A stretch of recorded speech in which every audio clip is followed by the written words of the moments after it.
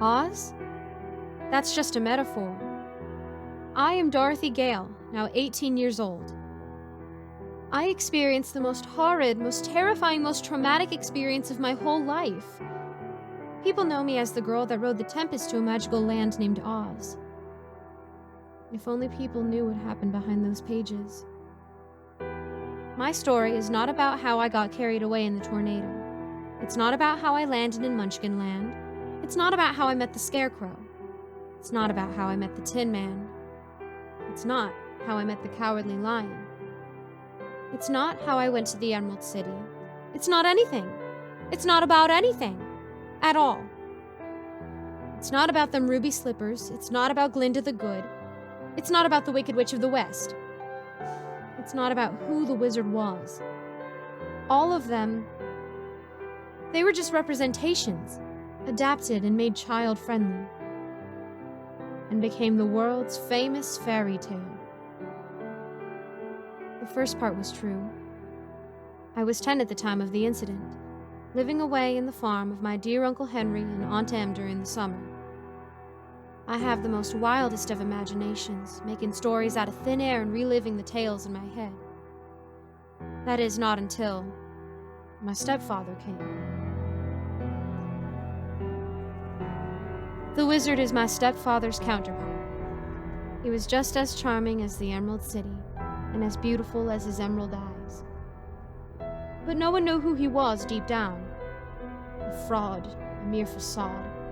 Like how that old man hid behind the curtains and pretended to be the great wizard. He was a monster. A manipulator. And like how the tornado took my house and spun it around, he twisted my mind into thinking that everything around me is a lie. He made me believe that my mother is a witch, and how she was terrorizing my dad. Even though I knew what my mom truly was, he made it seem that she was the Wicked Witch of the West. Glinda, on the other hand, my dad's mistress, was the real Wicked Witch. But because of my stepfather's influence, she became the good. Their plan was to kill my mother, get her inheritance, and live the life they were dreaming of. But they can't do it on their own. You see, because of my stepfather's infidelity, my mom trusts him no more. And now they pass the job to me, being the only person my mother trusts. It's just so sickening. Along the way, as I went on with the plan, I've met the 3 imbeciles that, in my father's words, would help me carry out the plan. There was Henry, the scaredy cat, Carlos, the heartless, and Simon, the no-brainer. I guess you, by now, know who they are in the story. Now that the plan is settled, it's time to take action. The trio and I went off to my mom's house, and there, pretend like I was visiting with a couple of friends for a sleepover. And like how my mom used to baby me, she gave us food, she let us play, and made us feel at home. My stepfather, on the other hand, always keeps reminding me of the plan, and that I have to settle it down tonight, so I have no choice. At midnight, the trio and I went out to pull the plan off. Henry being the lookout, Simon standing guard, while Carlos and I will kill her in her sleep. Carlos pulled out the hydrochloric acid from his bag, and we emptied it out in a bucket.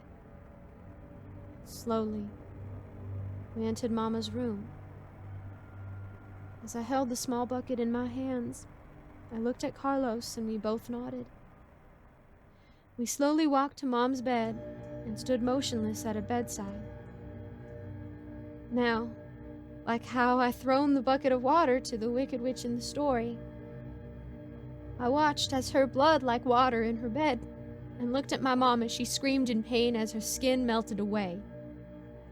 That's how she died, and how I got my ruby slippers.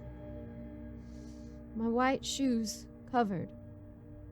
in my mother's blood.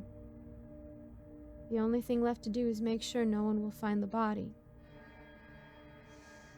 And like how my stepfather predicted it, the inheritance was moved to him because I was too young at the time to handle that amount of money.